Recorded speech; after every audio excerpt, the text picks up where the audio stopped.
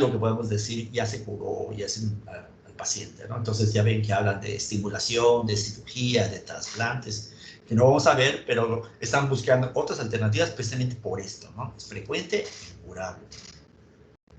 Entonces, dice, ¿a qué se debe? Pues hay una degeneración irreversible de las neuronas dopaminérgicas, de la paz compacta de la sustancia negra del mesencéfalo.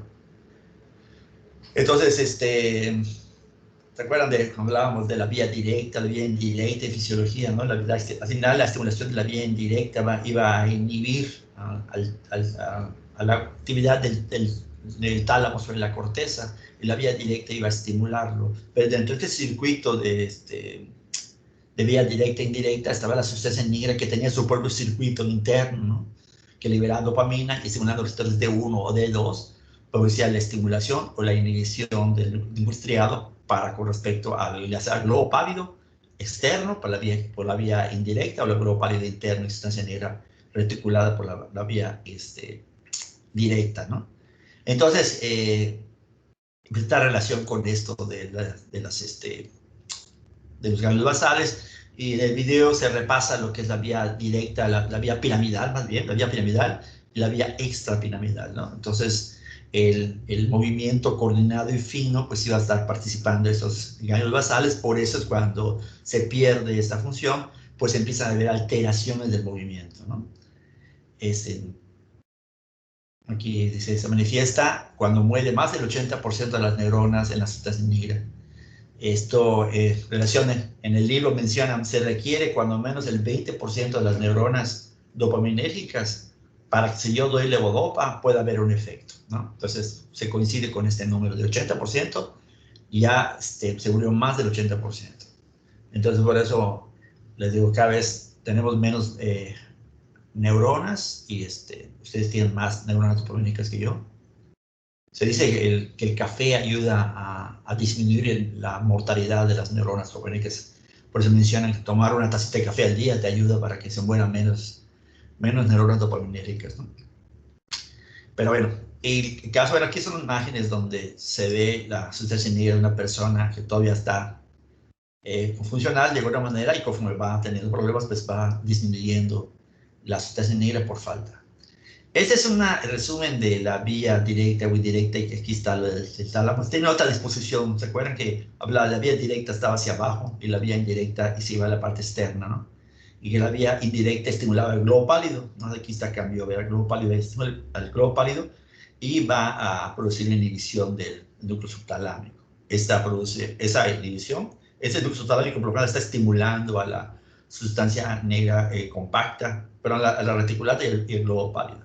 Y ese globo pálido va a inhibir al tálamo y a la corteza. Entonces, lo que se trata ahorita de hablar es de esto, ¿no? De que la sustancia negra compacta libera dopamina, que va al estriado y que va a estimular a los receptores D1 y receptores D2. Que cuando estimula D1, la estimulación de D1 va a mandar señales inhibitorias, te va a estimular las señales inhibitorias de la vía directa. Y si estimula D2, vas a mandar señales inhibidoras para la vía indirecta, ¿no? Entonces, en esta imagen, por ejemplo, si cambiamos acá, vean cuando se disminuye la inervación dopamina, que vean cómo cambian el grosor de las flechitas, porque cambia todo esto, ¿no? Entonces ya no hay dopamina, ya no hay el efecto inhibidor, el globo pálido ya puede estimular a sustancia negra compacta, y al no hacerlo, el núcleo subtalámico estimula a la sustancia negra compacta reticular y el globo pálido. Y al estimularlo, esto lo que va a hacer es como son núcleos que liberan GABA, pues va a inhibir al tálamo. Hay una inervación más grande para el tálamo, y el tálamo ya no va a estimular a la corteza. Entonces, por eso es una manera de estimular la vía indirecta, que al final lo que va a hacer es inhibir, porque está estimulando al tálamo, que ya no va, pero está inhibiendo al tálamo, que ya no va a hacer que estimule la corteza, ¿sí? Entonces, por eso se explica la rigidez. Pero dentro de la rigidez del cuadro clínico hay temblor, hay movimiento, ¿no? Entonces, quiere decir que cuando uno quiere hacer el movimiento, ese control de la vía piramidal que hace que movamos la mano, y la vía extrapiramidal que coordina el movimiento fino y que pueda ir preciso, se pierde ese control, ¿no? Entonces, en esta vía de alteración de la vía indirecta, pues estamos hablando de que el paciente está rígido. Y al principio empieza a ser poco a poco el cuadro clínico, ¿no? Empiezan a tener alteraciones de movimiento más rígidos, más lentos, ¿no? Y esto es porque se está activando más esta vía indirecta y que al inhibir al tálamo no estimula la corteza. Entonces sale la señal de la corteza, pero está inhibida la retroalimentación, entonces no hay esa coordinación del movimiento, ¿no? En esta figura se muestra cómo en esa tomografía por emisión de positrones, esta es la tomografía la tomografía que van a ver en el hospital, es una tomografía que ayuda para ver las estructuras. Esta por emisión de positrones, lo que se dice es que es un estudio funcional. De acuerdo a donde hay más actividad, se ve más prendido la imagen de este emisor de luz, por decir así, ¿no? Entonces se ve como a más edad, pues la cantidad de neuronas que están manifestando su actividad es cada vez menor, ¿no? Lo que apoya nada más que menos neuronas dopaminérgicas. Entonces, sí hay, la edad es un factor, pero hay otros factores, ¿no? Se vieron que, por ejemplo, plaguicidas, toxinas, así se fueron encontrando ciertas sustancias que podrían condicionar Parkinson, sobre todo esto para personas jóvenes, ¿no? Porque a esta edad avanzada, pues obviamente la edad, pues va a haber este problema. Y también, pues, genes que puedan, de alguna manera, contribuir a que las personas sean más susceptibles de presentar Parkinson. ¿Cuáles son los síntomas primarios? Decía bradicinesia, la lentitud del movimiento, dice, está aumentada esa vía indirecta, entonces no se puede mover fácilmente, ¿no? La rigidez muscular, temblor en reposo, ¿no? Entonces hay una marcha estilante que le llaman, la persona que camina con los pies arrastrados, da pasos cortitos, y va caminando encorvado, ¿no? Ya tiene problemas para coordinar el movimiento, ¿no? Dice inicio lento y de avance progresivo y que culmina con total discapacidad para realizar las actividades. O sea, es poco a poco se va presentando y pues es necesario dar medicamento y llega un momento que la persona se vuelve dependiente, ¿no? Del manejo, ¿no? Entonces, obviamente se genera frustración, desesperanza y depresión del paciente. Da lugar a dependencia de los familiares porque la persona no se puede valer por sí solo, ¿no? A este punto quisiera comentarles, por ejemplo, hace unos 4 o 5 años me diagnosticaron hipertensión arterial. Y lo único que sentí fue así como enojo, no sé por qué, sentí enojo, molesto, contra quién sabe, ¿no? O sea, sentía esa sensación de coraje, molestia, al final empecé a sentirlo contra mí, ¿no? Entonces es una situación que, ¿cómo puedo decir?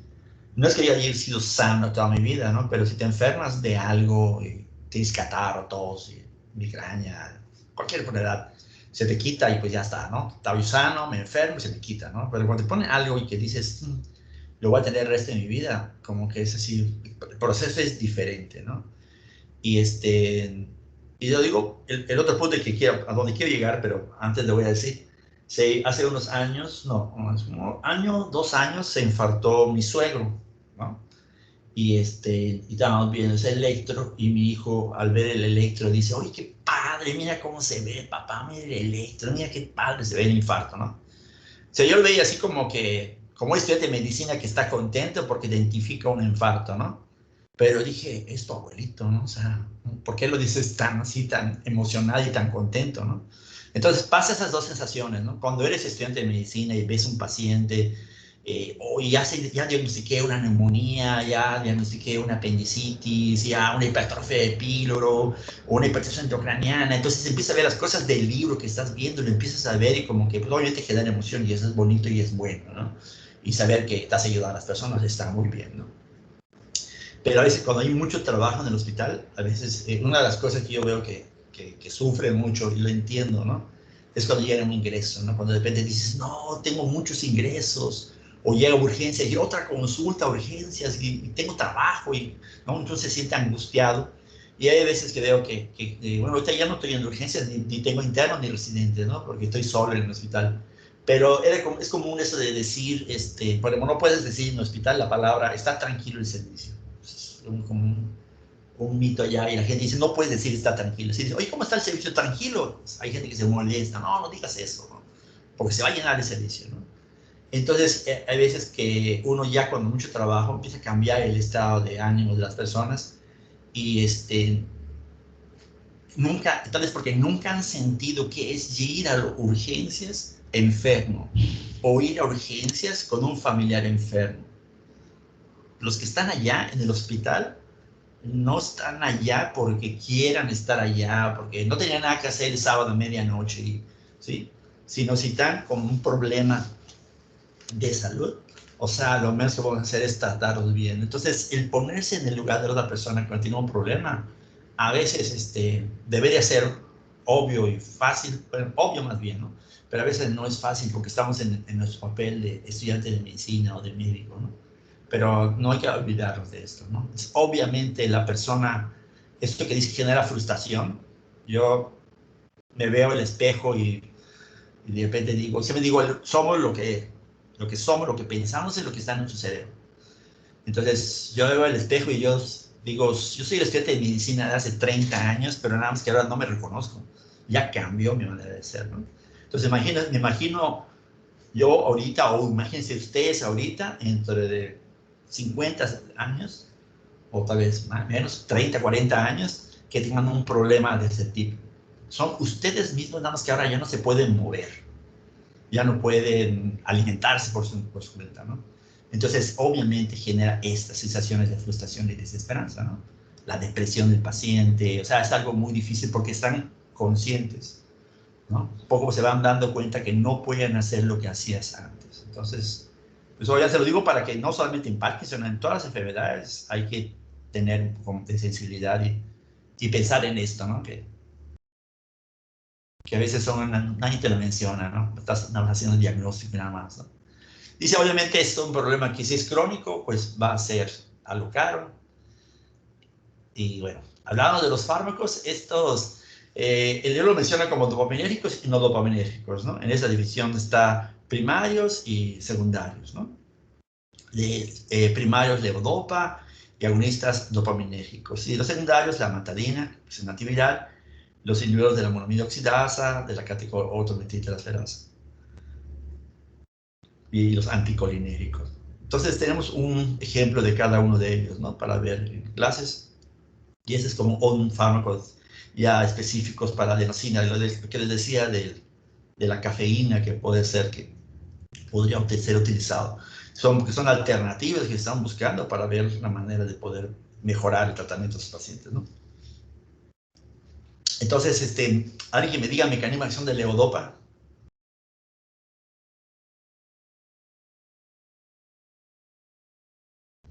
Ah, pues es precursor de la dopamina, así que entra al sistema nervioso central porque la dopamina no puede y allí se convierte en dopamina y ejerce la acción como sustituyente de la dopamina.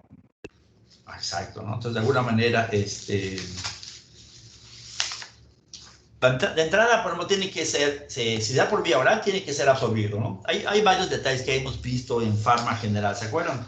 ¿Cómo es L-Dopa? ¿De dónde proviene cuál es el aminoácido precursor de la dopamina y de la noradrenalina? Tirosina. Tirosina, ¿no? Y la tirosina, a su vez, proviene de otro aminoácido, ¿se acuerdan?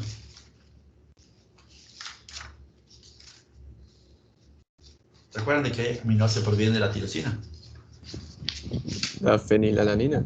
La fenilalanina, ¿no? Entonces, la fenilalanina es el aminoácido esencial y se hidroxila y se forma en ¿qué? Tirosina, ¿no? Entonces, y de allí se van a formar las catecolaminas. Entonces, la levodopa, ¿no? Como dicen, pues de entrada, hablando de tubo digestivo, como es muy parecida a la tirosina a un aminoácido, ¿cómo se absorben en el tubo digestivo? ¿Cuál es la vía que utilizan los aminoácidos para absorberse?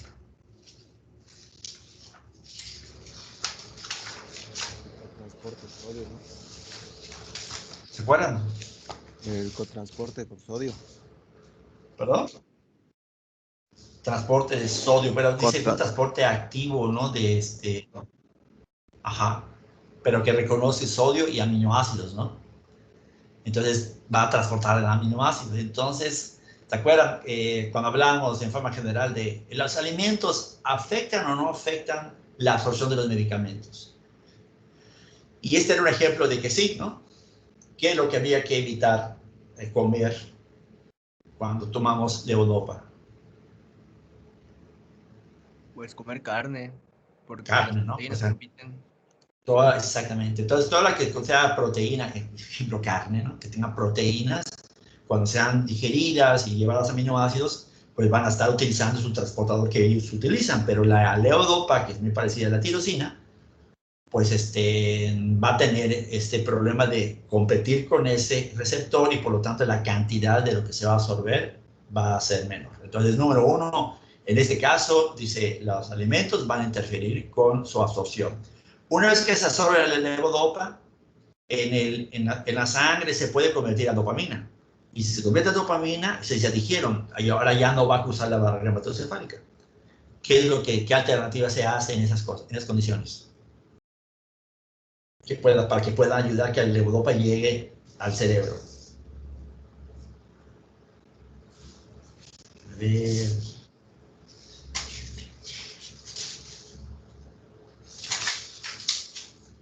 Hoy estamos, ¿qué? 6. 6, ok. A ver, Dulce María, para evitar que la levodopa se convierta a dopamina y ya no se pueda absorber, ya no puede atravesar la barrera, ¿cuál es la estrategia terapéutica que se realiza? ¿Se encuentra Dulce?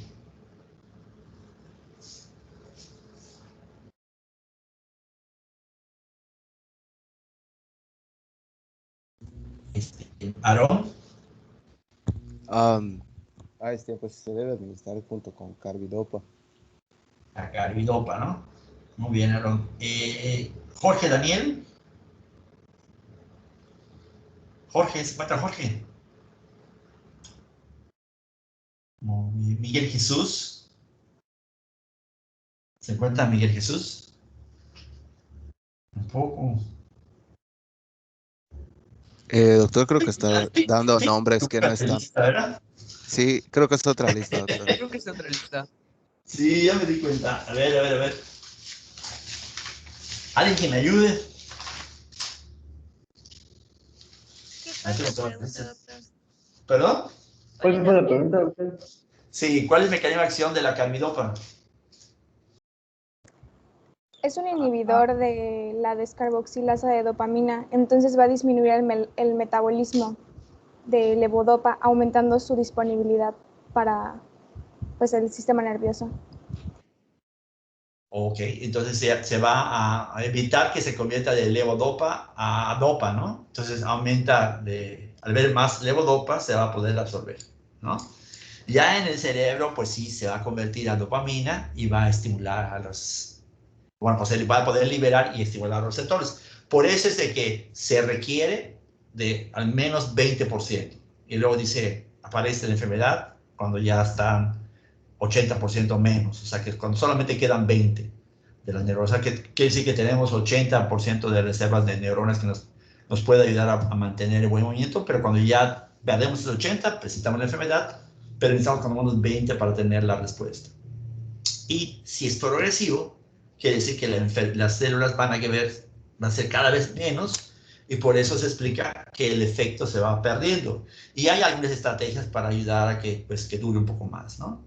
Entonces, de la L-tirosina, la otra hidroxilación para formar L-dopa, aquí otra hidroxilación. Y la L-dopa, hay una enzima descarboxilasa, que el grupo carboxilo, y esa forma dopamina, ¿no? Entonces, ya en dopamina, dice, ya no lo puede atravesar. Entonces, por eso es que si inhibe la enzima, pues aumenta el tiempo de vida media del levodopa y puede atravesar la barrera y se puede ver el efecto, ¿no?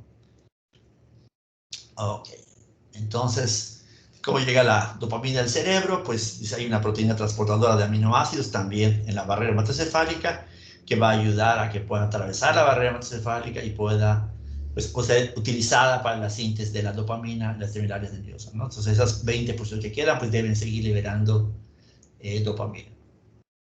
¿De qué factores influyen en la biodisponibilidad? Dice, pues este transportador de aminoácidos aromáticos, hablando tanto en la mucosa intestinal para su absorción, como en la barrera hematocefálica, ¿no?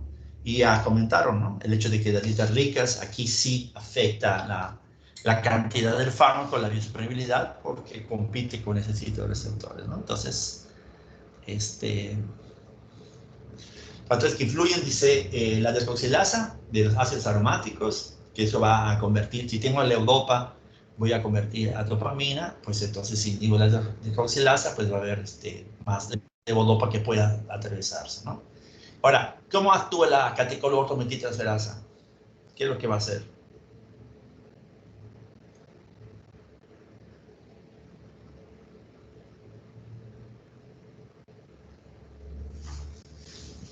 ¿Qué es lo que va a hacer la catecolortometiltransferasa?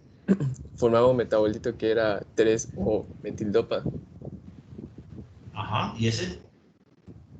Pues va a ¿Bueno o malo? competir, pues compite con la levodopa y se afectaría su transporte al sistema nervioso. Fíjense, aquí la presentación está orientado a que si se convierte por la catecolortometiltransferasa al 3-O-metildopamina, pues entonces pues ya es otra vía por la cual la levodopa ya no va a poder, va a tener menos para poder atravesar y llegar a la barrera hematocefálica. Pero en la presentación hablan de que se puede unir a la levodopa y evitar su absorción. Entonces mejor es eliminar ese metabolito, ¿no? ¿Cómo puede evitarse la descarboxilación? Pues agregar nuestro inhibidor de la dopa descarboxilasa. Vean, aquí por ejemplo dice la levodopa. Y es otra de las ventajas de usar carbidopa. Dice, uno, al usar carbidopa es que se usa menos dosis de la levodopa, ¿no? Aquí si doy solo levodopa, pues de todo lo que estoy dando, una gran cantidad se va a metabolizar en el tracto gastrointestinal. Vean, un pequeño porcentaje pasa a la sangre y de la sangre en los tejidos periféricos se va a metabolizar y solo va a ser absorbido 1 a 3% en el cerebro. O sea que sí llega levodopa, pero muy poco. Entonces, si le agrego carbidopa, pues ahora tengo que dar menos dosis de levodopa. Siempre se va a absorber una gran cantidad aquí, pero menor proporcionalmente, ¿no? En el intestino, en la sangre también va a ser metabolizada, pero de lo que di, el 10% va a llegar al cerebro. O sea, dando menos, ahora el porcentaje de lo que llega es más, ¿no? Entonces, como para pensar en el mecanismo de acción de la levodopa, ¿no? Entonces, igual cuando yo pienso en las reacciones adversas de la levodopa, pensando que se va a convertir a dopamina, pues van a haber reacciones adversas en la periferia, esa levodopa que se convierte a dopamina fuera del sistema nervioso central, y otra cierta cantidad de levodopa que atraviesa la barrera, que se convierte a dopamina, entonces voy a tener efectos de la dopamina a nivel del sistema nervioso central. Entonces, doy levodopa, pues igual existe el riesgo de que aumente el riesgo de reacciones adversas, ¿no? Dice, efectos adversos de la levodopa. ¿Se acuerdan cuando hablamos de área postrena en el bulbo, del centro del vómito, que era estimulado por los receptores dopaminérgicos? Entonces, si yo doy levodopa y en la periferia se convierte en dopamina, entonces voy a tener como efectos terapéuticos, pero efectos adversos, ¿cuáles van a ser? A nivel gastrointestinal. Se estimula el centro del vómito. Náuseas. Náuseas en general y vómito, ¿no? Aquí pongo el rojo porque la presentación no está así, pero en el libro me puse náuseas y vómitos. Pueden ser náuseas y vómitos, ¿no? De hecho, cuando veamos antieméticos van a ver que hay fármacos antagonistas dopaminérgicos que se usan para el vómito. A nivel cardiovascular, ¿se acuerdan qué hacía la dopamina a nivel cardiovascular? Cuando vimos simpático-miméticos, hablamos de dopamina. Hablamos de dopamina. Arritmias, pero hablando de las respuestas fisiológicas de la dopamina. ¿Qué hace la dopamina a nivel cardiovascular? Como reacciones adversas habla de arritmias. Pero ¿qué hace la dopamina? Pues decía que a dosis bajas creo que estimulaba los receptores beta. Beta, ok. Ahorita vamos a ver. ¿Qué más? Es estimulador simpático no selectivo. Estimulador simpático más selectivo. No selectivo, de Ah, alfa selectivo. y beta 1. Estimula receptores alfa y beta. ¿Sí? ¿Qué más? ¿Qué otros receptores estimula? Los de la circulación esplácnica. 2D de las células blancas, alfa, beta y los dopaminérgicos. ¿Se acuerdan? Les decía, el video dice delta, pero son dopaminérgicos. El mismo es que los delta son de los opiáceos, ¿no? Entonces, alfa, beta y delta, a dosis bajas, estimulan receptores dopaminérgicos, que producen vasodilatación, el lecho esplácnico renal, dilatan y mejoran la perfusión renal e intestinal. Dosis bajas. Dosis intermedia estimula los receptores beta, ¿sí? A nivel de corazón. Dosis altas estimulan a los receptores alfa, ¿sí? Ahora, de los trastornos cardiovasculares mencionan ya habían dicho arritmias, ¿no?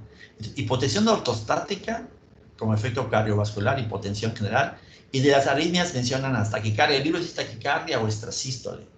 Si produce taquicardia, ¿de qué receptor estaría estimulando a los receptores dopaminérgicos? ¿Alfa, beta o D? ¿Cuál? No escuché. Dijo beta la compañera. ¿No? Está bien, receptores beta, ¿no? Beta 1, ¿no? Y dices, está aquí como efecto, algo que se le puede. Sí, no hay problema. El punto es muchas de las reacciones adversas ya vieron que hay reacciones adversas tipo B, que no tienen nada que ver con la acción, que son de hipersensibilidad y todo. Y hay otras que son así como más fáciles, las A, que son más fáciles porque se ve la respuesta aumentada, o se pueden ser predecibles, ¿sí? Entonces, en este caso de reacciones adversas de levodopa, pienso en dopamina, entonces me conviene recordar porque voy a ver antieméticos y ahorita van a ver efectos también cuando hay mucha dopamina, ¿no? Pero ahorita aquí a nivel periférico, náuseas y vómitos, cardiovasculares, hipotensión, prevalencia de la vasodilatación, taquicardia, ¿sí? Y a nivel del sistema nervioso, o sea, el levodopa que atraviesa y cuando hay mucho de levodopa a nivel central, es la discinesia.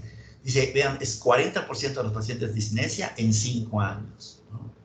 Son bastantes, casi la mitad va a tener discinesia, ¿no? Fluctuaciones motoras, ahorita vamos a explicar un poquito esto, ¿no? Pero dice que tiene que ver con la vida media de la levodopa. Vida media muy corta, entonces que le dan levodopa, o menciona en el libro que hay una presentación de levodopa de liberación prolongada, pues para evitar esas fluctuaciones. ¿Qué significa? El paciente toma el medicamento y se siente bien, tiene mejor control de sus movimientos, pero de repente, como que si perdiera ese efecto, le dicen, quedan en off, y empieza off de apagado del sistema con efecto bueno, ¿no? Y empieza a tener la rigidez otra vez, ¿no? Toma el medicamento y vuelve a sentir el on, que quiere decir que vuelve a quedarse bien. Entonces hay esos problemas de fluctuaciones y ahorita vamos a ver la relación con las discenesias. La somnolencia diurna, de alguna manera, eso habla de somnolencia y alucinaciones visuales. Esto de las alucinaciones visuales es fácil de relacionar cuando veamos el tema de antipsicóticos. Cuando veamos los antipsicóticos hay varias teorías de la psicosis, ¿no? Las personas que tienen alucinaciones, alteraciones de estado, de ánimo y de conducta por psicosis, ¿no? Y la teoría, una de las teorías es de que los pacientes con psicosis tienen un exceso de inervación dopaminérgica, mucha dopamina, ¿sí? Eso se vio la relación en cuanto a empezaron a estudiar.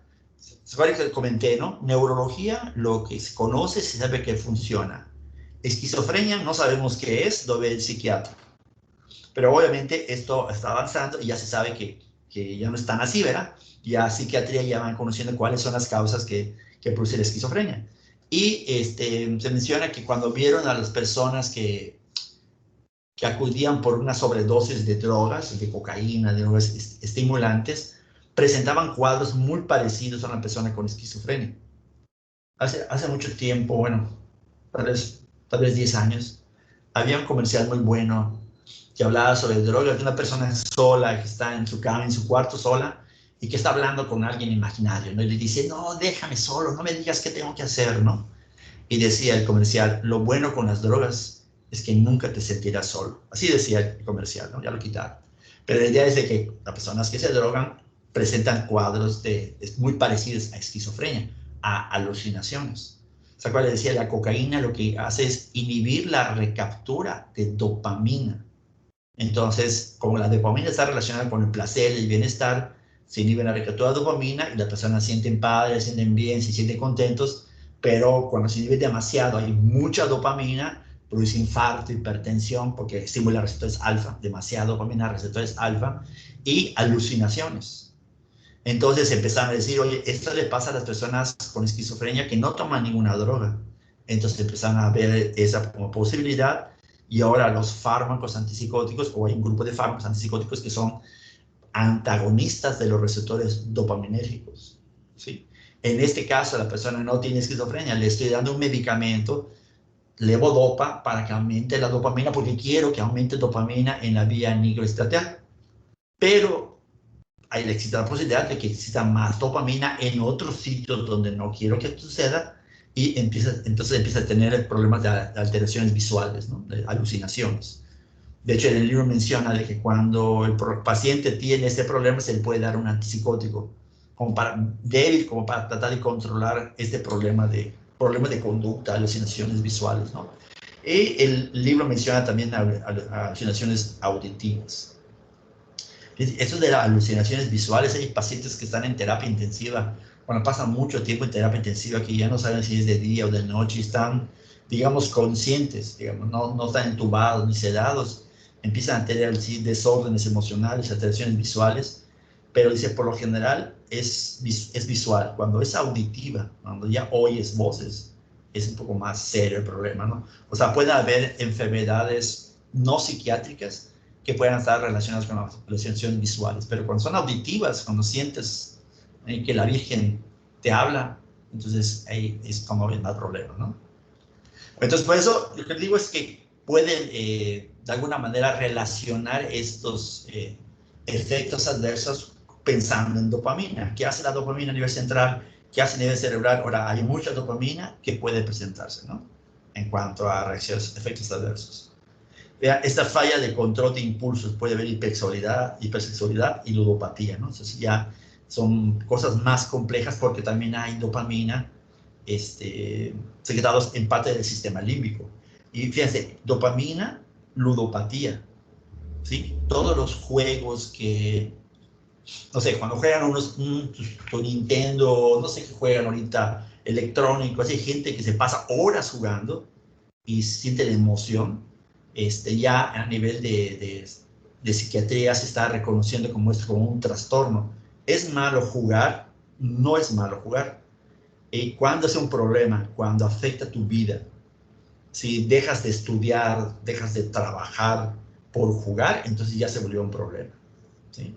Y hay gente que va a se vuelve adicta al juego, a los casinos. Y como saben que eso que genera adicción, o sea, aumenta la secreción de dopamina por la emoción de voy a ganar, la gente, me acuerdo, te regala dinero. Había un profesor un médico de Seguro Social que casualmente falleció hace como un mes. Me decía que él cayó en los juegos de adicciones, en adicción de juego, iba a los casinos a jugar. Dice, llega un momento, me dice, que salía yo del hospital y me iba directo a jugar. Iba yo a dar consulta, lo que yo ganaba en la consulta, iba yo a jugar. Dice, y reconocí que hay dos tipos de personas que van al casino: los que pierden y los que dicen que ganan, ¿no? Porque a veces como que ganas y eso te genera la emoción y sigues jugando, y hay personas que pierden su auto, pierden su casa. ¿Y por qué lo hacen? Porque esos juegos liberan dopamina y esa dopamina genera adicción. Entonces, ir a jugar y apostar no hay problema, pero cuando ya empiezas a perder tu casa y dejas de atender a tu familia y todo tu trabajo se va a tirar allá, es cuando se vuelve un problema, ¿no? Entonces, esto habla de mucha dopamina, hipersexualidad, ludopatía, ¿no? Para que lo puedan relacionar con la dopamina es muy buena, pero su dosis es así fisiológica, ¿no? Otros efectos que no menciona la presentación, pero que menciona el libro, dice midriasis por acción adrenérgica, ¿no? Sabemos que es simpático producir midriasis. Discrasias sanguíneas, o sea, hay alteraciones de la célula y está en relación a la prueba de Coombs. Esa prueba de Coombs, ¿hay una prueba directa o indirecta? ¿Qué significa la prueba de Coombs? ¿Alguien leyó algo sobre eso? Es una prueba, perdón, ¿sí? ¿Alguien va a hablar? Sí, bueno, yo leí que era precisamente para medir los elementos formes de la sangre. ¿La prueba de Coombs? Sí, ¿no? No, esa era la discrasia sanguínea. Descansa sanguíneas, alteraciones de las células de la sangre, ¿no? O sea, plaquetopenia, hemólisis. Pero la prueba de Coombs, ¿lo revisaste? La prueba de Coombs lo que hace es determinación de anticuerpos, así muy a grosso modo, no te dice qué anticuerpos. Hay anticuerpos en la sangre. Hay Coombs directo e indirecto.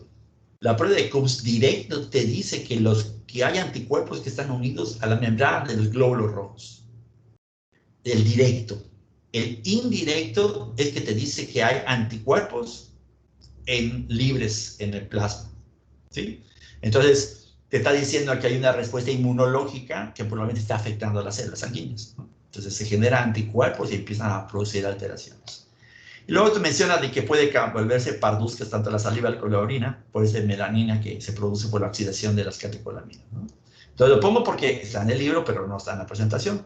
Otros efectos adversos sobre el sistema nervioso central, cambios del estado de ánimo. Aquí la depresión es un cambio de estado de ánimo, ¿no? Pero aquí se refiere como algo indiferenciado, ¿no? O sea, ya vi que puede haber hipersexualidad, entonces la persona puede estar así demasiado contenta, demasiado animada o triste, decaída, sin necesariamente decir que está con depresión, ¿no?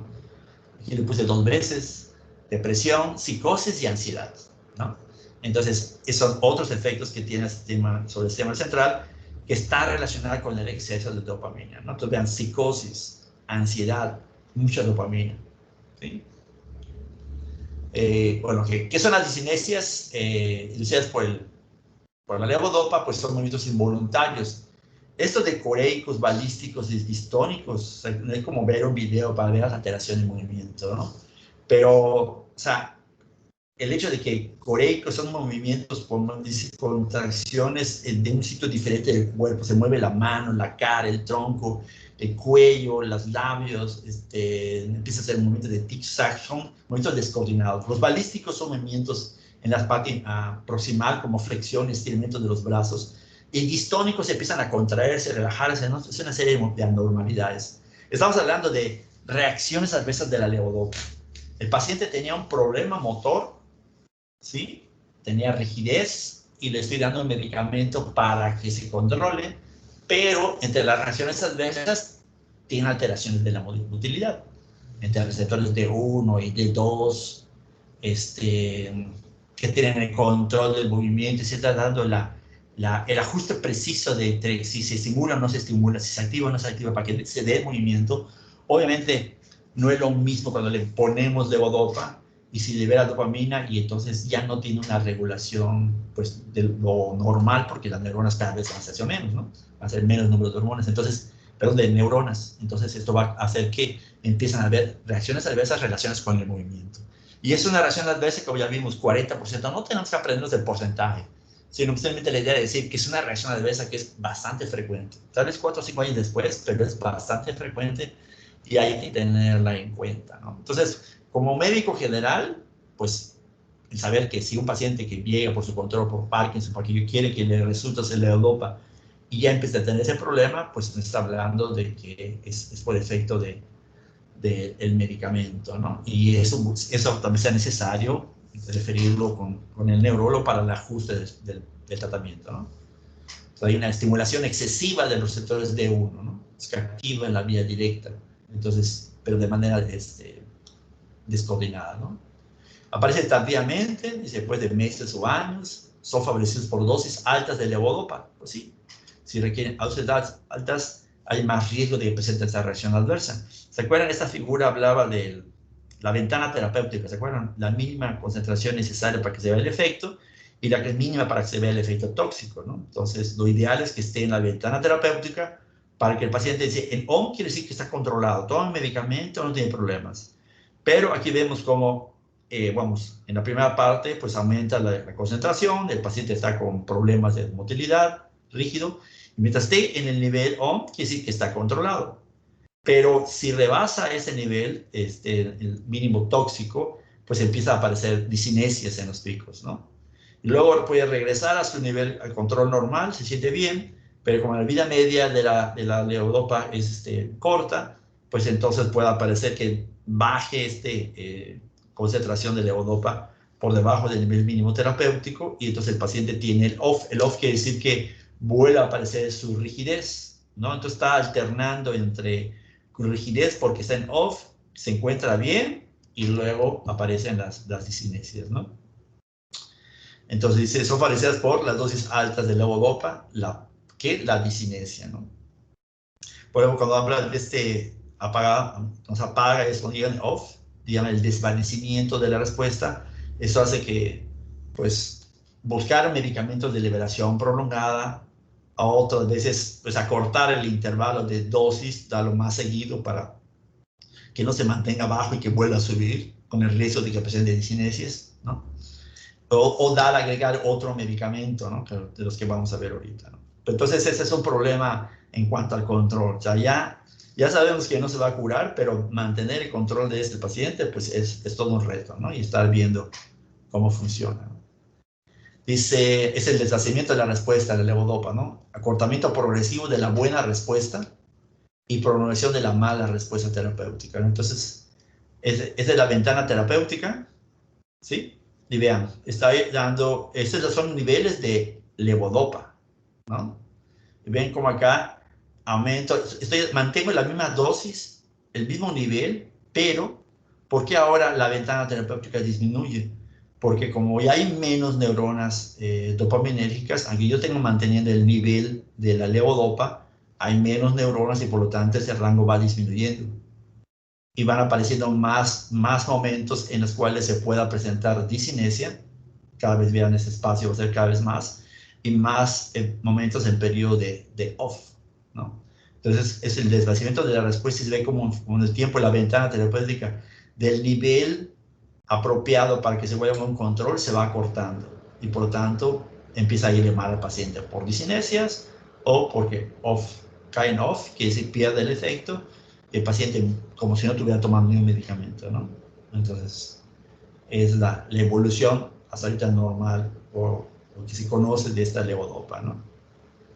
Y todo esto en función del tiempo. Dice, por eso al principio, buena respuesta, pero ya sabemos qué va a pasar. Esta gráfica te dice, ya sabes qué va a pasar con el tiempo, ¿no?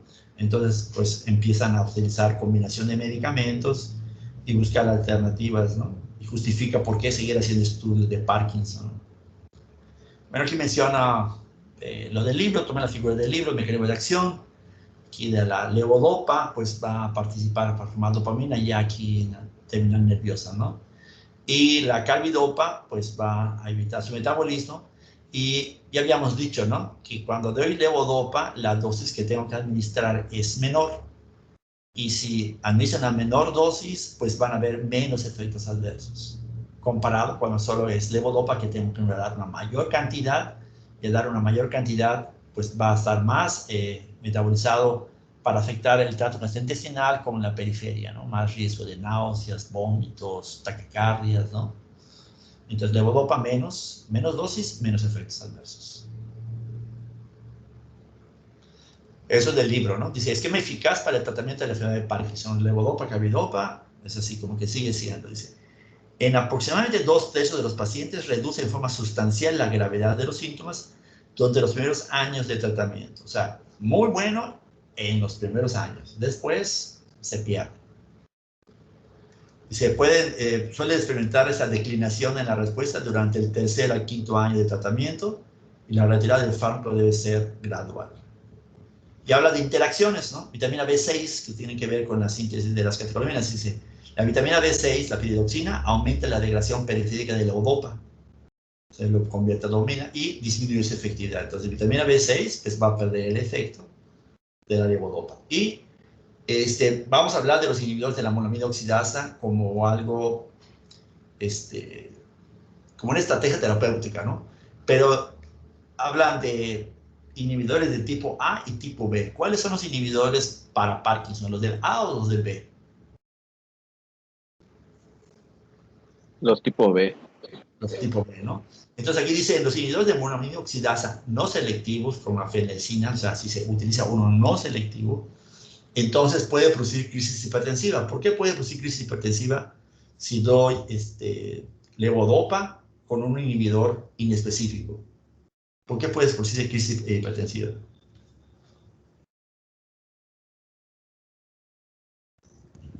Porque si no inhibe a los MAO tipo A, no se metaboliza noradrenalina y serotonina y aumenta sus efectos. Entonces aumenta los efectos de todas las catecolaminas, por ejemplo, pensando en corazón, más noradrenalina, más adrenalina, sí, tiene razón, más serotonina, ¿no? De hecho, pero con respecto a catecolaminas, la crisis hipertensiva es obviamente más dopamina. ¿Se acuerdan? Les digo, los pacientes intoxicados con cocaína van a llegar al hospital con infartos. O sea, gente joven que se infarta, hay que sospechar alguna droga o crisis hipertensivas. ¿Por qué? Porque inhiben la recaptura de dopamina, más dopamina y problemas de hipertensión y de infarto, ¿sí? En este caso, doy inhibidor inespecífico. Yo quiero inhibir al B. De hecho, el libro dice, voy a inhibidor B, pero si a dosis alta puede inhibir a la monoamina oxidasa tipo A. Pero si es inespecífico, bloquea tanto a B como A, pues entonces la vida media de las catecolaminas en la periferia va a aumentar y esto va a producir la crisis hipertensiva, ¿no? En pacientes psicóticos, la levodopa exacerba los síntomas. Les digo, esto va a tener más sentido cuando vean, en la siguiente clase veamos antipsicóticos, ¿no? ¿Por qué empeora? Porque más dopamina. De hecho, los pacientes con psicosis que toman bloqueadores de receptores dopaminérgicos, ¿qué creen que sea una de las reacciones adversas? Temblores. Temblores, alteración del movimiento, inclusive tipo Parkinson, ¿de acuerdo? Entonces están muy relacionados estos dos, ¿no?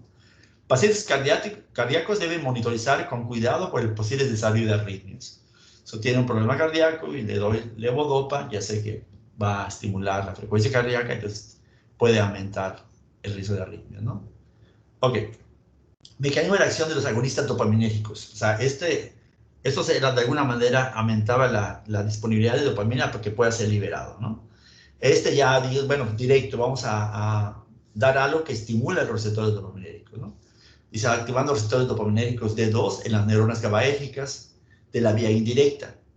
¿Sí? Van a estimular la vía indirecta. De hecho, la estimulación, hablan de estimulación cerebral, hablan de la estimulación del núcleo subtalámico, para que esto vaya a producir la estimulación de la sustancia negra reticular y el globo pálido interno, y esos inhiban, ¿no?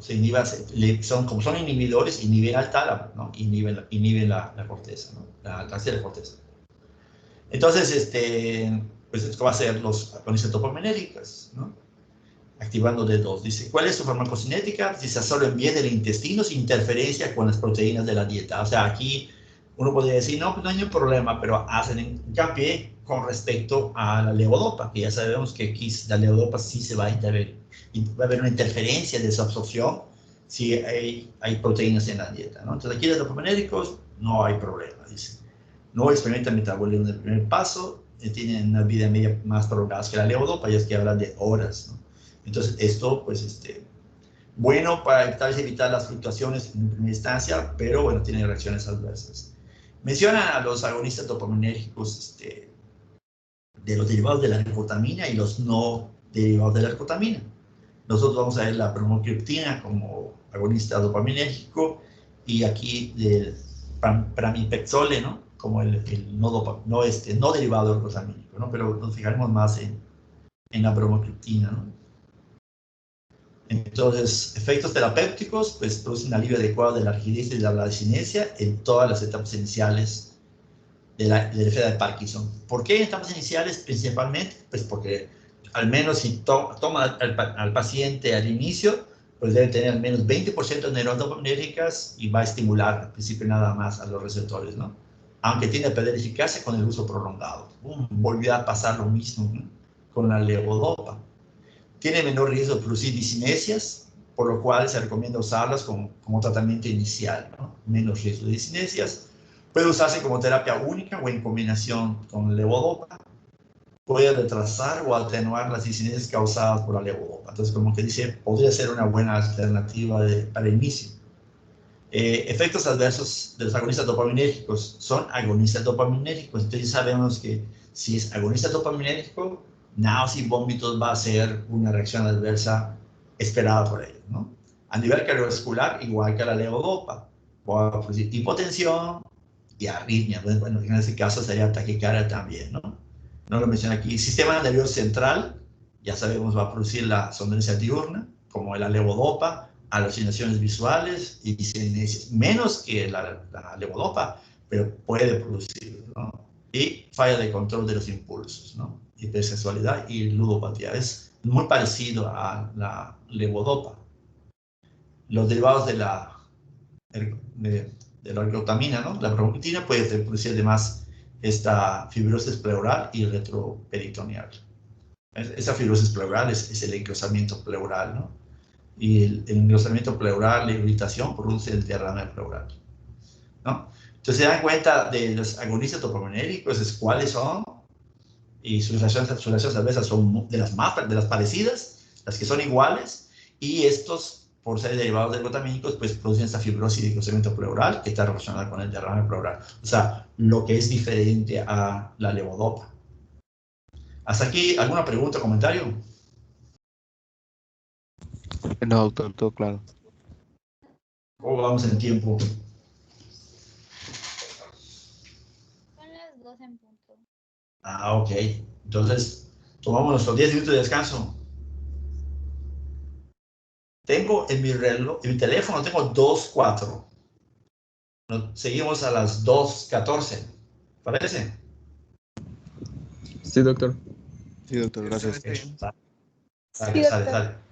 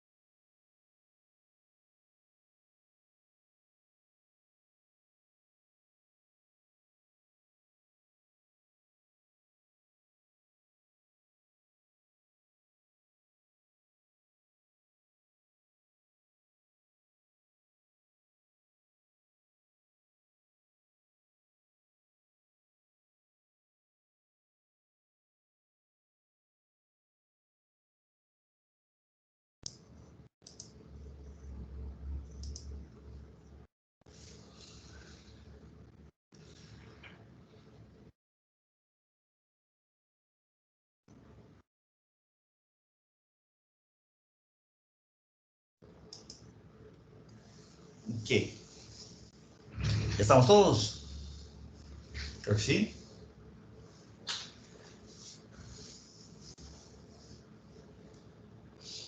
Bueno, ¿sí? Sí, doctor. Ah, perfecto, perfecto. Sí, doctor. Sí, doctor. Ok, mira, ok. Entonces vamos a hablar de la mantadina, ¿no? ¿Se acuerdan de la serendipia? Cuando se descubre algo así de chiripa, ¿no? Entonces mencionan que la mantadina pues, es antiviral, dice, cuya acción antiparkinsoniana se descubrió por serendipia, ¿no? O sea, sin un experimento así premeditado hecho, sino que en base a estarlo utilizando, vieron que tenían mejoría en los pacientes, ¿no? Entonces la acción de la mantadina dice, incrementa el número de receptores dopaminérgicos, ¿no? Que es de una manera diferente, no aumentando la cantidad de dopamina, no estimulando los receptores, sino el número de receptores de dosis. Incrementa la actividad de la descarboxilasa, de los aminoácidos aromáticos, aumentando su conversión de levodopa a dopamina. Obviamente esto a nivel cerebral es bueno, no a nivel periférico, pero está actuando en cualquier ambos que lo produzca dopamina, pues es en la periferia y la dopamina que se esté sintetizando. Pero a nivel cerebral, pues va a ayudar a las neuronas dopaminérgicas a que pueda convertirse más fácilmente a levodopa y a dopamina, ¿no? Entonces ayuda a la síntesis inhibiendo la descarboxilasa y aumenta el número de receptores. Dice, produce mejoría clínica en 2/3 de los pacientes, o sea, igual tenemos la misma situación que la levodopa, ¿no? No todos responden igual, ¿no? Con memoterapia disminuye notable la rigidez y la bradicinesia, mejora los temblores, o sea, se puede utilizar como monoterapia. O sea, y esto es por comparando cuando antes se iniciaba solamente con levodopa y luego se dieron cuenta que agregar carbidopa era bueno, ¿no? Entonces, es igual a mantadina, dijeron, pues, ¿cómo se ve si se da solo? Pues solo en un principio puede funcionar. Ya después, como ya se sabe que va progresando la enfermedad, menos neuronas dopaminérgicas y más problemas, pues entonces es necesario ir combinando medicamentos, ¿no? El efecto máximo ocurre en 2 o 3 semanas de iniciado del tratamiento. O sea, aquí no es el efecto inmediato, ¿sí? Si parte de ese efecto es aumentar el número de receptores, pues quiere decir que llega a las células, induce la transmisión del gen, sintetiza los receptores y se expresa, ¿no? Entonces, por eso no es como dar un agonista dopaminérgico que lo van a dar y tiene que llegar y va a estimular el receptor y ya, ¿no? El efecto máximo tiende a reducirse después, pero el beneficio clínico persiste durante meses, ¿no? O sea, el hecho de que aparezcan los receptores, pues ahí se queda un tiempo, ¿no? El fármaco más eficaz para reducir la severidad de las discinesias causadas por levodopa. Entonces sugiere, se podría, en un momento determinado, si apareció levodopa y empiezan a ver las discinesias, sé que es el problema del nivel de la levodopa, debo de ajustar el medicamento, pero se da amantadina, podría ser. Vean, en ese caso dice, podría ayudar a esas discinesias, van a ver después. Reduce las fluctuaciones motoras en on-off durante terapia con levodopa, eso de que se pierde y se prolonga el efecto, ¿no? Se pierda y aparezca el efecto, ¿no? Pues esto va a reducir estas fluctuaciones, pasan más tiempo, ¿no? En mejoría clínica, ¿no? Efectos adversos gastrointestinales, pues hay más receptores de dopamina, ¿no? Dice, boca seca, desaparece, antes no había en los que habíamos visto antes, ¿no? Náuseas, más receptores de dopamina, ¿no? Estreñimiento, no había en estos. Anorexia, problemas vasculares en general, edema de pies, ¿no? Como hay vasodilatación. En esos problemas vasculares, ¿no? También la libido reticular, hay una imagen aquí que vamos a ver. Sistema nervioso central, confusión, alucinaciones, igual hay más receptores de dopamina. Aquí está la imagen de lívidos reticulares. Cuando, por ejemplo, hay mucho frío y se baña con agua fría, se dilatan los vasitos, se ven pintados, ¿no? Entonces se llaman lívidos reticulares, ¿no?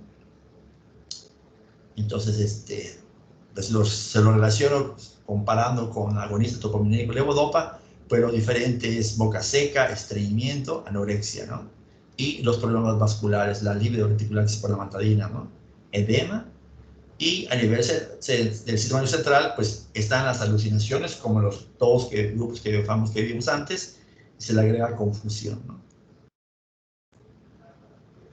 Ok, esa es la amantadina. Luego sigue la sergilina. El libro menciona que también es conocido como el deprednidol. Esa de verdad no lo sabía, lo revisé y pues sí, también se conoce la sergilina como deprednidol. Hablamos de la sergilina, ¿no? La sergilina es un inhibidor irreversible de la monoaminoxidasa tipo B que había mencionado, ¿no? Entonces, levodopa, dopamina, y pensemos en distinto, ¿no? En el nivel cerebral, ¿no? La dopamina va a estar catalizada por la monoaminoxidasa, ¿no? Tipo B. Es a nivel cerebral, pues es tipo B. Entonces, si yo doy inhibidor selectivo, pues entonces evito que dopamina pase a forma inactiva, que se quede más como dopamina, ¿no? Por lo tanto, pues ayuda a que, si estamos hablando a nivel cerebral, haya más dopamina para que pueda ser liberada. ¿Qué pasa cuando se inhibe solo la enzima monoaminoxidasa? Dice, pues al no inhibir a la monoaminoxidasa tipo A, pues no hay afectación a dosis terapéuticas sobre la monoaminoxidasa tipo A. Y entonces, como en el mesencéfalo está la monoaminoxidasa tipo B, pues ahí es donde se está inhibiendo esa metilación de la dopamina, y para que no se inactive y quede más, una vida media más de la dopamina mayor, ¿no? Pero eso fue a dosis terapéuticas, ¿no? Efectos terapéuticos, dice, alivio moderado de la rigidez y de la resinencia en etapas iniciales, cuando todavía sobreviven algunas neuronas dopaminérgicas, ¿no? Igual requiere de la presencia de las neuronas, ¿no? Pierde su efecto en las etapas avanzadas, cuando se ha desaparecido casi toda la inervación, al final ya no van a funcionar, porque ya no hay dopamina. Pero dice aquí, por ejemplo, cuando se da con levodopa, pues el hecho de que está inhibiendo la metilación de la dopamina, si le dan levodopa, la levodopa aumenta los niveles para formar dopamina. La carbidopa aumenta la cantidad de levodopa que se va a absorber. Pero si doy además un inhibidor de la monoaminoxidasa, pues menos dopamina se metila y por lo tanto el, digamos, tiempo en el cual está en su nivel terapéutico es mucho mayor, ¿no? Se puede explicar porque ahora tarda más en descender los niveles el efecto terapéutico, por decir así, porque hay más dopamina, porque menos se está metilando por la catecolortometiltransferasa, ¿no? Se puede decir, mejora los tiempos de ON, ¿no? En esos pacientes. El libro dice, sin embargo, el fármaco pierde selectividad a dosis elevadas y existe riesgo de hipertensión grave. ¿Esto por qué? Pues porque si a dosis elevadas también inhibe la monoaminoxidasa A, pues entonces ya no se metila la dopamina en la periferia, hay más dopamina, más noradrenalina, más catecolaminas, y entonces empieza a aparecer problemas de hipertensión arterial. ¿Sí? Digo esto para que traten ustedes de relacionar y si les sea más lógico el efecto adverso y sea más fácil comprenderlo así que sea de memoria, ¿no? Entonces eso se permite relacionar, pues es mejor. Dice, se metabolizan metanfetaminas y anfetaminas, que son fármacos que, bueno, las anfetaminas son estimulantes del sistema neurocentral. Entonces dice, esas pueden producir insomnio, ¿no? Entonces ya, si se convierte a anfetaminas y metanfetaminas, una de las reacciones adversas va a ser el insomnio, ¿no? Dice, si el fármaco se administra más allá de la media de la mitad de la tarde, o sea que se debe tomarse el medicamento, si se toma, pues temprano en la mañana, ¿no? Para que no tenga luego la persona no pueda dormir en la noche. Entonces, efectos adversos de la sergilina, boca seca, como la amantadina, ¿no? Náuseas, dice, es raro, ¿no? Aumenta el nivel de catecolamina, pero si está a nivel del sistema central, pues poco puede hacerlo, ¿no? Sistema nervioso central, mareos, insomnio, ya bien, hemos dicho las anfetaminas y disinesias, ¿sí? Pueden aparecer disinesias como reacciones adversas, más dopamina, alucinaciones. ¿Con qué fármacos no se debe combinar la sergilina? Dice, con todos los que dice antidepresivos inhibidores de la recaptura de serotonina. Si se inhibe la recaptura de serotonina, la sergilina inhibe la metilación, hay más serotonina, entonces vamos a ver cuando los antidepresivos un síndrome serotoninérgico. O sea, si bien la depresión hay que dar un inhibidor de la recaptura para que haya más dopamina en la neurona sináptica, si se eleva demasiado el nivel de serotonina, pues también es malo y sucede este síndrome. Entonces luego veremos, pero recordemos síndrome serotoninérgico asociado a la serotonina, ¿no? Inhibidor de la monoamina oxidasa tipo B. Inhibidor de la catecolautometiltransferasa está la entacapona, como prototipo, ¿no? Es inhibidor reversible de la catecolautometiltransferasa que cataboliza la dopamina antígenos periféricos. Bueno, eso es hablando del fármaco, ¿no? Que lo inhibe. Esa figura dice lo mismo. Vamos a hablar de la descarboxilasa y de la catecolautometiltransferasa, ¿no? Inhibiendo la descarboxilasa, pues ya no se pasa a dopamina, se queda como levodopa y puede atravesar, ¿no? Inhibiendo la catecolautometiltransferasa, pues no se metila la levodopa y hay más levodopa que pueda atravesar y al mismo tiempo lo mismo va a suceder a nivel central, ¿no? Entonces aquí dice inhibidor reversible, ¿no? El libro menciona, sin embargo, cuando la actividad de la descarboxilasa de dopamina periférica es inhibida por carbidopa, se forma una concentración significativa de 3-O-metildopa que compite con la levodopa. O sea, además de lo que menciona en la presentación, de que ya hay menos levodopa porque se metila, aquí dice el metabolito 3-O-metildopa compite con la levodopa para su transporte. O sea, evita disminuir que se vaya a absorber más levodopa, ¿no? No solamente el hecho de que levodopa se convierte en dopamina, sino que ahora 3-O inhibe el transporte, compite muy bien con la levodopa para que pase al sistema central, ¿no?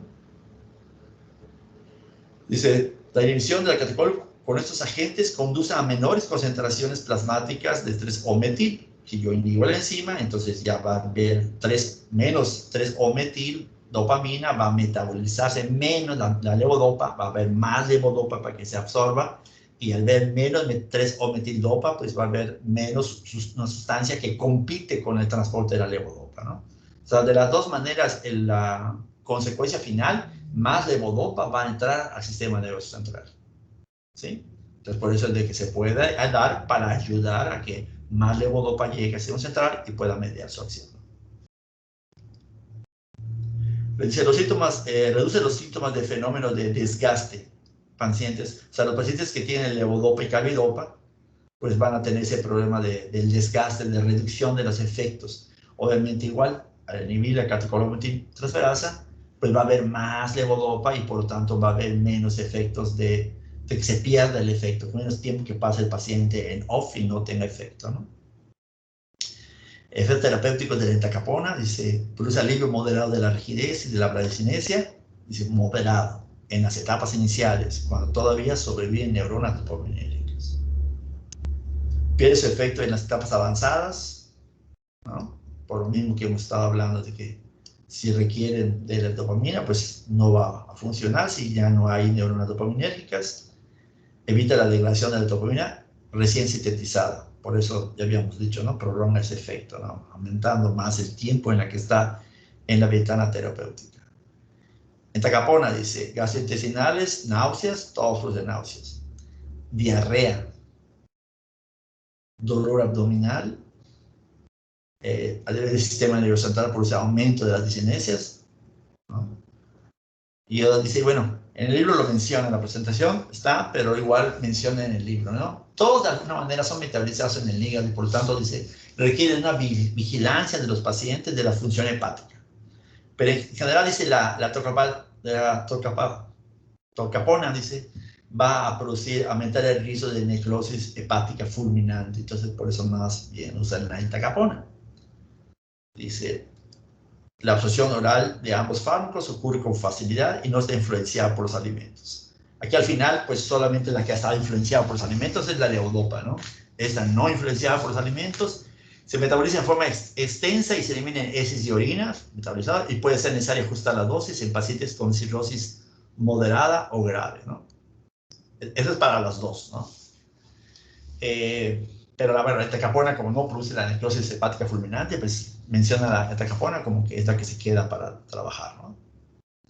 El mecanismo de acción de los anticolinérgicos. Entonces dice, hay un balance normal de dopamina, dice, y acetilcolina. En la enfermedad de Parkinson, dice cuando no hay dopamina, pues como que existe un relativo estimulación excesiva de la acetilcolina, ¿sí? No es porque haya más acetilcolina, sino había un balance entre la dopamina y la acetilcolina. Al no haber la misma cantidad de dopamina, veamos aquí ya nos está estimulando, pues ahora la estimulación de la acetilcolina es mayor relativamente. Por eso es de que el uso de fármacos anticolinérgicos pues, también va a reducir, a contribuir a este desbalance, ¿no? Por el hecho de un exceso de la estimulación colinérgica. Por eso es que los fármacos anticolinérgicos pues tienen, digamos, cabida en el tratamiento con estas personas, ¿no? Y el anticolinérgico que vamos a ver es el trixifenidilo, ¿no? Dice hay un balance funcional, pues al ver menos acetilcolina, menos dopamina, pues hay un desbalance y parecería que se está siendo estimulando más por las fibras colinérgicas y por eso es que hay el mecanismo de acción. Esta figura nos puede servir cuando un paciente tiene, ¿se acuerdan? Le decía, se usan agonistas dopaminérgicos como la metoclopramida. La metoclopramida se usa como antiemético y su acción es ser estimulante de los receptores dopaminérgicos en el área posterior para evitar el vómito, ¿sí? Entonces, cuando están siendo bloqueados los receptores dopaminérgicos, pues hay un exceso de las vías de acetilcolina y eso produce reacciones adversas como alteraciones de la motilidad, disinesias motoras, ¿sí? Eso es muy aparatoso, contracciones musculares intensas, que es el niño que está vomitando y de repente empieza a tener contorsiones de los brazos, de la cara, y se ve muy aparatoso el cuadro, ¿no? Entonces, es porque le dimos un agonista dopaminérgico. Entonces, ¿qué hay que hacer? ¿No? Pues hay desbalance de los receptores dopaminérgicos, entonces hay que antagonizar a esos receptores muscarínicos, ¿no? Lo vamos a ver después. Aquí hay desbalance, entonces necesitamos un agonista. Pero hay un desbalance de la acetilcolina, entonces haya más acetilcolina relativa y por lo tanto vamos a utilizar fármacos anticolinérgicos, ¿no? Entonces, si son anticolinérgicos, igual para el mecanismo de acción, pues ya se pueden suponer algunas acciones o unos efectos adversos si recordamos cuál sería el efecto de bloquear receptores colinérgicos, ¿no? Entonces, vean, son parasimpaticolíticos, ¿verdad? Para recordar, parasimpaticolíticos. A nivel oculares, ¿sí? Acetilcolina produce miosis, ¿se acuerdan? El parasimpático produce miosis. Acomodación para ver de cerca y miosis, entonces produce midriasis, ¿no? Visión borrosa, ¿no? Ya no está enfocando de cerca. A nivel gastrointestinal, ¿se acuerdan? La acetilcolina aumenta la motilidad intestinal, aumenta la secreción de las glándulas. Entonces, si está bloqueado por efectos anticolinérgicos, pues en boca seca y estreñimiento. A nivel cardíaco, la acetilcolina pues disminuye la frecuencia cardíaca, ¿no? Como efecto adverso de un anticolinérgico aumenta la frecuencia cardíaca, taquicardia. La acetilcolina a nivel urinario, ¿qué hace? Pared del músculo detrusor y el esfínter, ¿qué hace la acetilcolina? Relaja el esfínter y constriñe el músculo liso. Exacto, ¿no? Relaja el esfínter y constriñe el músculo liso, o sea, que sí que hace que se orine, ¿no? Ayuda a la contracción de la pared y la relajación del esfínter para que haya vaciamiento, ¿no? Entonces, anticolinérgico, pues la pared está relajada y ahora lo que está constriñido es el esfínter, y produce retención urinaria, ¿no? Y a nivel del sistema nervioso, la acetilcolina igual tiene, no lo hemos visto así como neuromodulador, pero bueno, se bloquea y produce confusión, ¿no? Entonces, si se dan cuenta, si lo repaso con fisiología, puedo sacar la reacción adversa.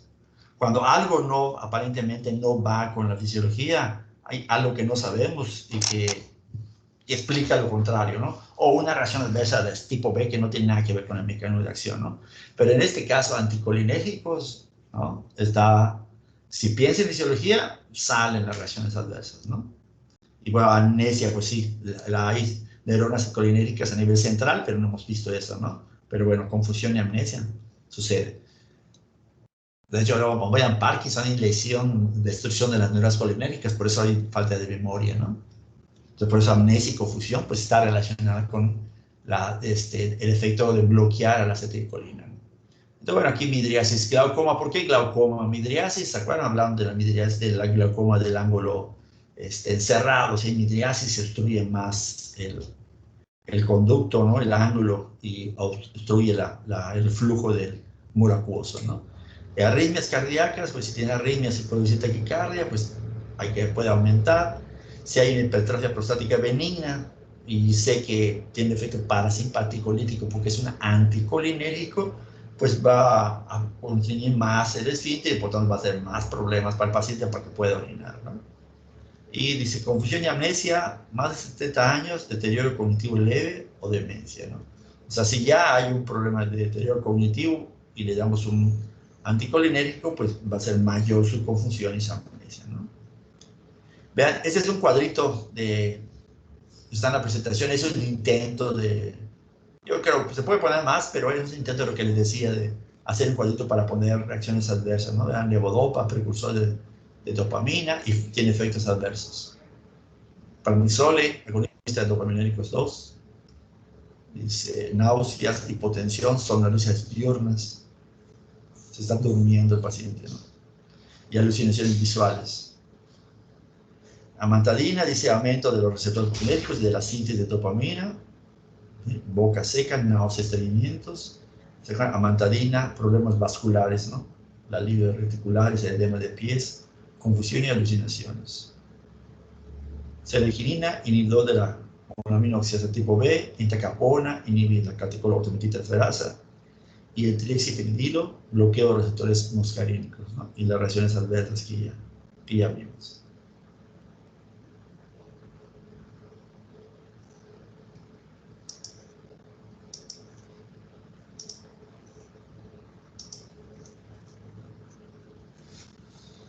Ok. ¿Qué les parece? ¿Algún comentario? No, no. ¿No? No estuvo tan complicado este tema. Pues, ¿están? Más tranquilo. Miren, ahorita tengo cerca el examen de fisio. Estoy haciendo preguntas para el examen. Y preguntas, esas evaluaciones sorpresas, esas evaluaciones formativas que hago de fisio. Y tengo la intención de hacerles uno de fármaco a ustedes, de todo sistema nervioso, de lo que hemos visto ahorita. Igual, evaluación formativa, no cuenta, nada más para que vean qué saben, qué no saben, y podemos repasar los puntos que no tienen, ¿no? Pero faltan ahorita, creo que 2 temas, ¿no? Faltan, el siguiente, ¿cuál es? Claro.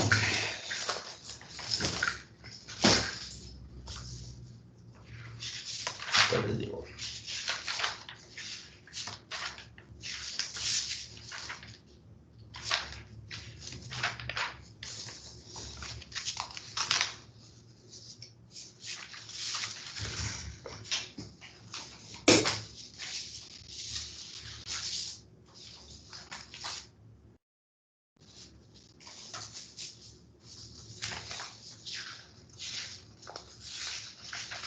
Aquí las hojas de donde tengo no lo traje. Recuerdo que es antipsicóticos. Porque nos faltan antipsicóticos y antidepresivos. Es que la hojita donde tengo montado. Sí, pero se puede que cambiaron el orden, pero creo que sí es antipsicótico. Y estaría bien para que lo veamos relacionando. Ahora no a agonistas dopaminérgicos, sino a antagonistas dopaminérgicos, ¿no? Entonces sí es antipsicóticos para el lunes, ¿no? Entonces, si vemos clase el lunes, el miércoles terminaríamos.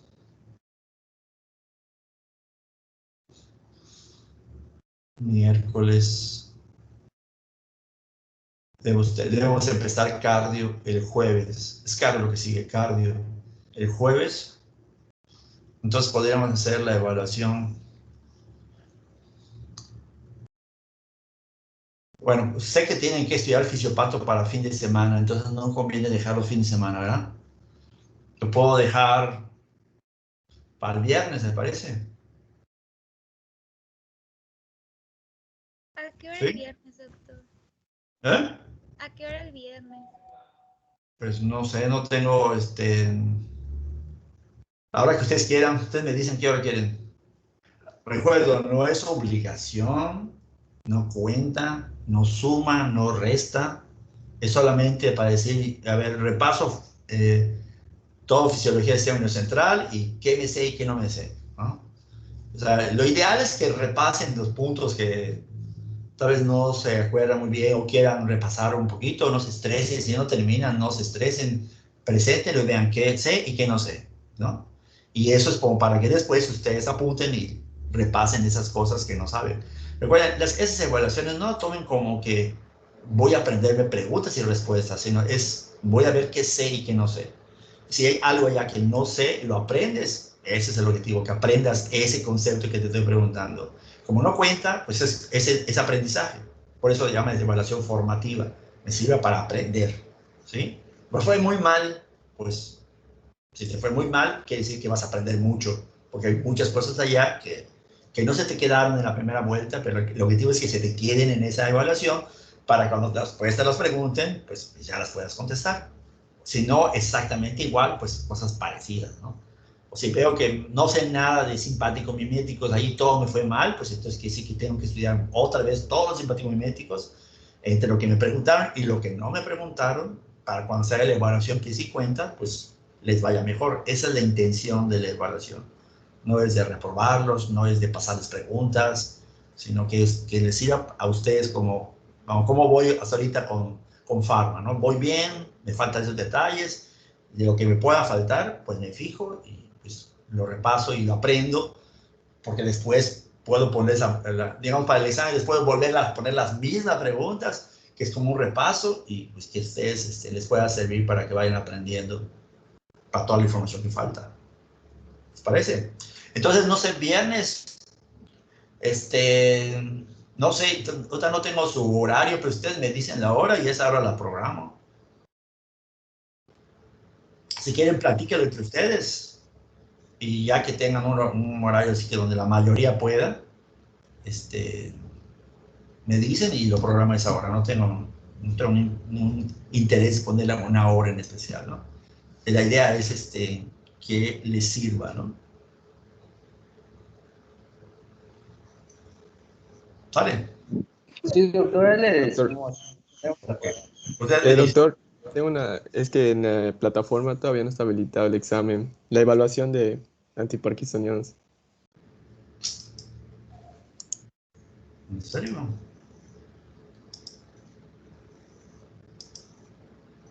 Según yo, sí.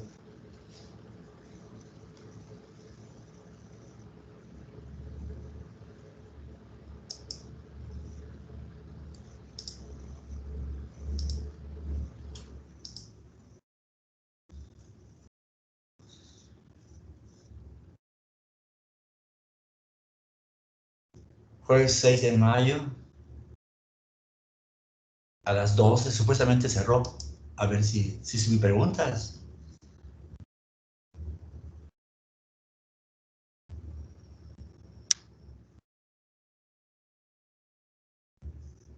Supuestamente se cerró hoy a las 12. ¿No contestaron? No, doctor, no, nunca Es estuvo que no había disponible. preguntas, doctor. No Ya agregué. apareció. A ver, vamos a ver qué pasaba. Es que Amor tiene algo. Ah, no. Editar ajustes.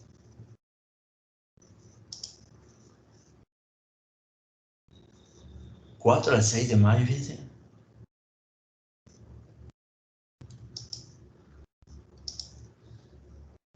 21, porque veo, no me doy cuenta, dice 2020, pero 21, vamos al 7.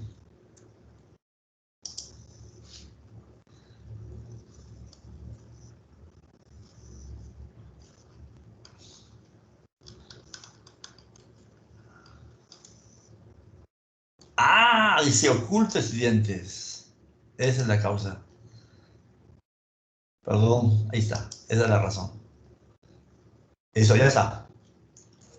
Gracias, doctor. Gracias, doctor. Sale, sale, sale. Aprovechando, doctor, podría Está- ponernos también la guía. La guía sí no estaba tampoco, entonces. Y creo que también la parte de los que van, Antidepresivos. de los que antipsicóticos, no hay ninguna guía tampoco disponible. A ver, vamos a ver. Antidepresivos, antipsicóticos, ahí está. Bueno, voy a quitar eso una vez para que yo ahorita veo lo del examen de antipsicóticos. Hay uno más aquí junto, antidepresivos, de una vez. Ah.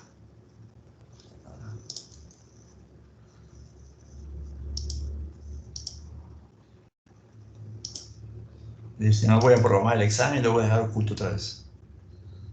Ya está, ya está. Muy bien. Gracias por la observación. Muy bien, entonces quedó para mañana, ¿no? La evaluación está, ¿no?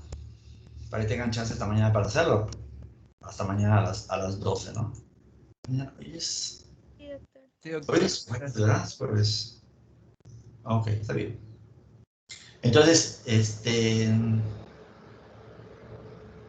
pues traten de repasar lo más que puedan de sistema nervioso para que la próxima semana que ya veamos la evaluación, pues les vaya lo mejor posible, ¿no? Vamos, distribuyen su tiempo de acuerdo a los cursos que tengan, ¿no? Pero si de lo que ya está fácil, lo vean, lo que les falta, repásenlo, ¿no? Y con el método que ustedes prefieran. ¿Alguna observación más?